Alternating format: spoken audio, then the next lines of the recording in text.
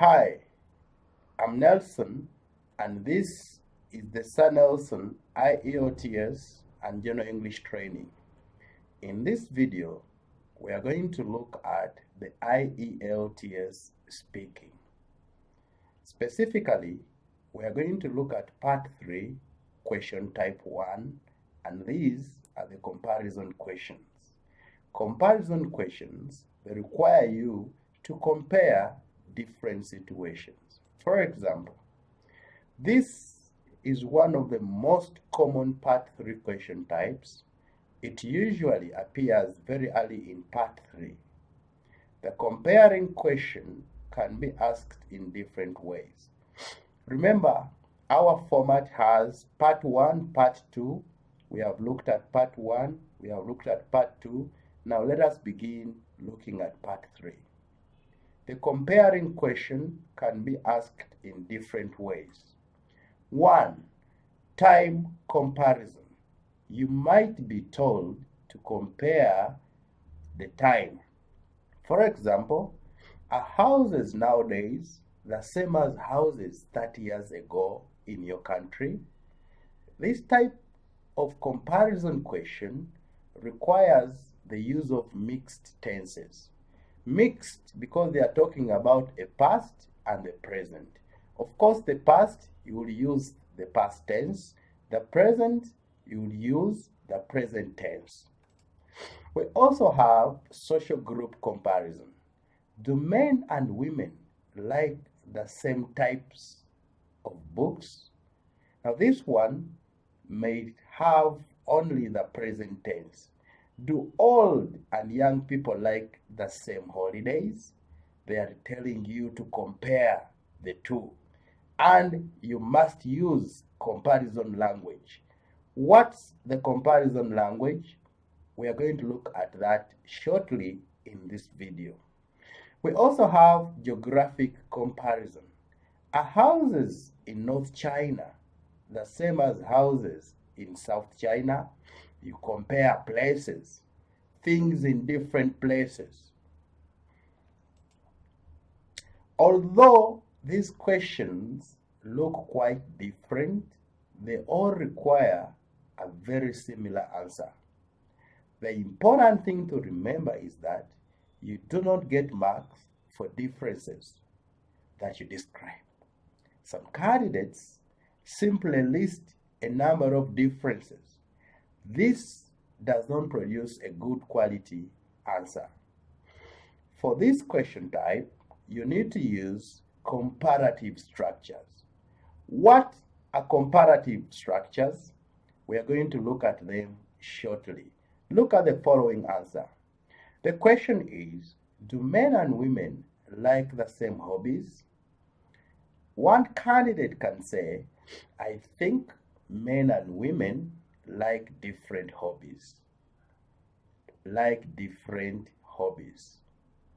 For example, men are fond of many types of sporting activities, such as football and basketball.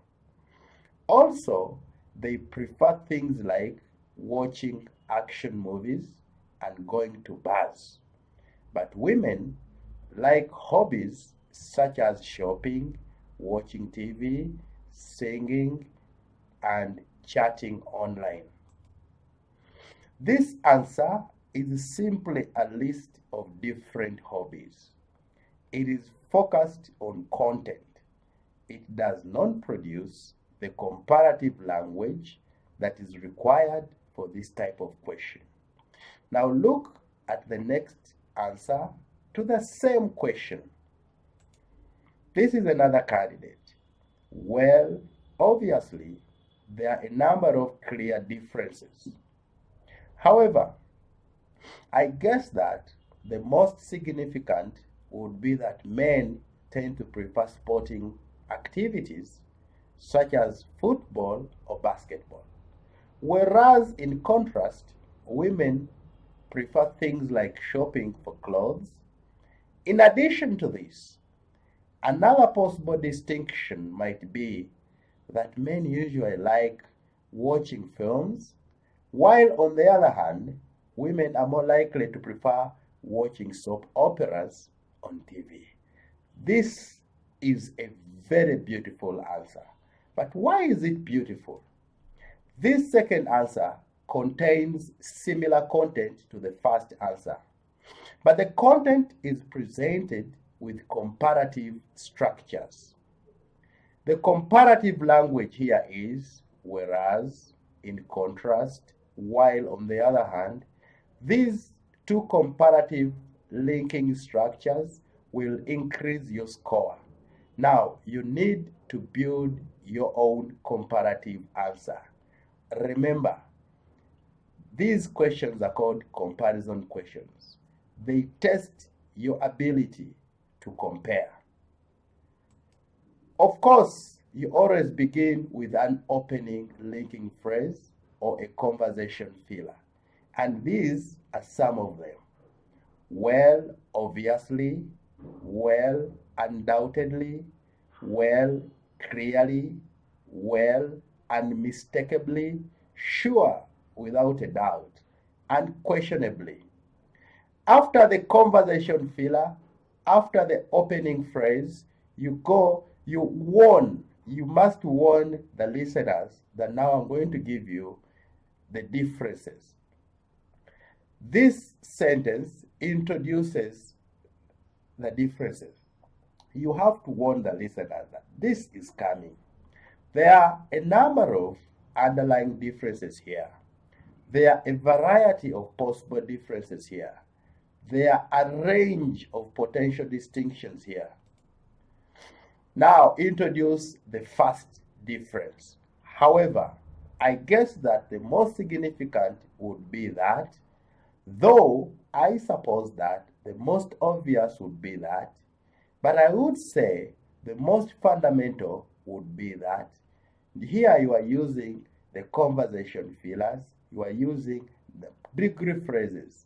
Most importantly, degree phrases. Remember, English is a language of degree phrases. English is an indirect language. English is not a direct language. That's why it's important to use words like guess, suppose, think, would. Native speakers use them all the time. Now use a sentence to describe the first difference. In other words, you must add details. After mentioning the difference, you add details. Details are very, very, very important when you are speaking. Details include examples. Examples must be specific. How, where, when, what.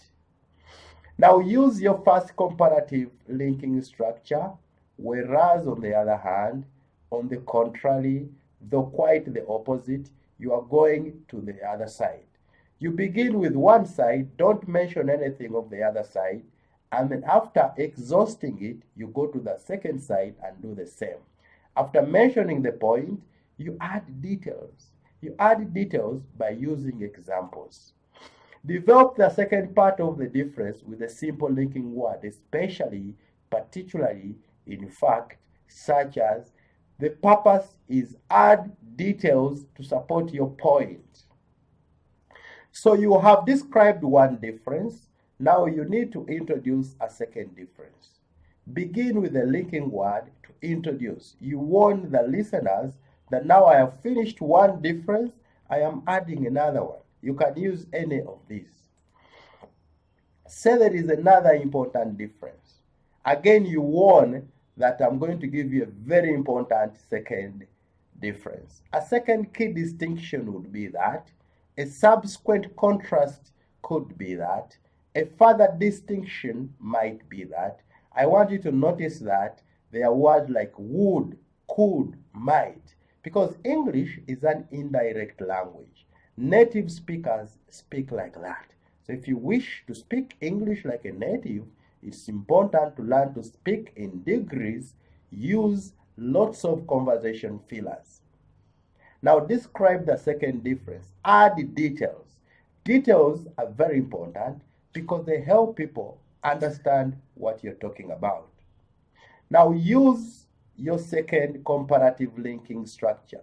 While on the other hand, conversely, alternatively, then again, in opposition, you are going to the other side.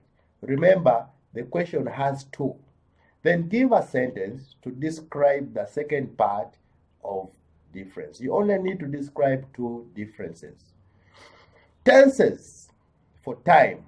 Sometimes people call these questions changes questions. However, the question, how has X changed in recent years, is actually the same question as, is X nowadays the same as X in the past? The answer is actually the same, because if you describe the changes, you are simply describing the difference between the past and the present.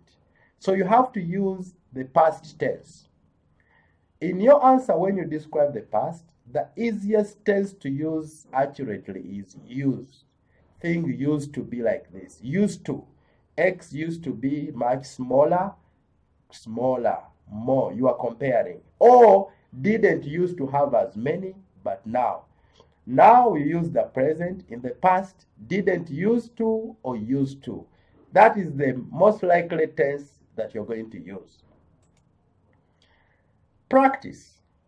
Choose two questions and develop your answer. I've given you three. You can choose two.